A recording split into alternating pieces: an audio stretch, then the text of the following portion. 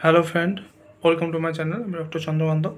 আজ আপনাদের বিভিন্ন ধরনের জ্বর যেমন ম্যালেরিয়া, টাইফয়েড, ডেঙ্গু এদের প্রধান লক্ষণগুলি কী কী আজকে সে বিষয়ে আলোচনা করব। জ্বর হলে অনেক সময় ভাইরাল ফিভার বা অন্যান্য ফিভার নাকি সেটা বুঝতে অসুবিধা হয়।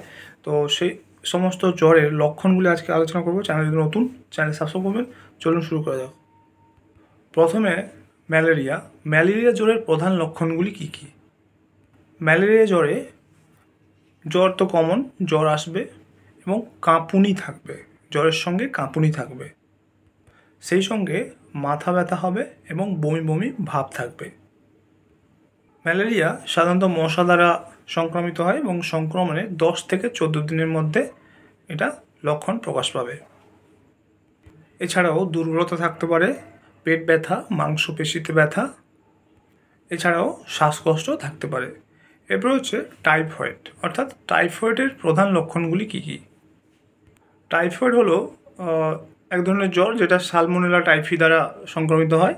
তো এর প্রধান লক্ষণগুলি, টাইফয়েড হলে একটানা হাই ফিভার থাকে, অর্থাৎ উচ্চ জ্বর থাকে, এর সঙ্গে দুর্বলতা থাকবে, পেটে ব্যথা হবে, মাথা ব্যথা থাকবে, এছাড়াও মাঝে মাঝে স্কিনে ফুসকুড়ি দেখা দিতে পারে, এছাড়াও ডায়রিয়াও হতে পারে। এরপর হচ্ছে ডেঙ্গু, অর্থাৎ ডেঙ্গু রোগের প্রধান লক্ষণগুলি কী কী? ডেঙ্গু হলে জ্বর থাকবে, তীব্র মাথা ব্যথা থাকবে, চোখের পিছনে ব্যথা, শরীরে ব্যথা, বমি, স্কিনে ফুসকুড়ি দেখা দিতে পারে। এছাড়াও শরীরের তাপমাত্রা কমে যাওয়া, বিভ্রান্তি, রক্তপাতের মতো লক্ষণ দেখা দিতে পারে। এছাড়াও শ্বাসকষ্ট, অতিরিক্ত ক্লান্তি এগুলোও দেখা দিতে পারে। তো এই সবকটির টেস্ট, ব্লাড টেস্ট হয়, dengue test, malaria test, typhoid test. তো প্রথমে এই লক্ষণগুলি কারোর মধ্যে থাকলে অবশ্যই টেস্ট করে অবশ্যই কনফার্ম হয়ে নেবেন।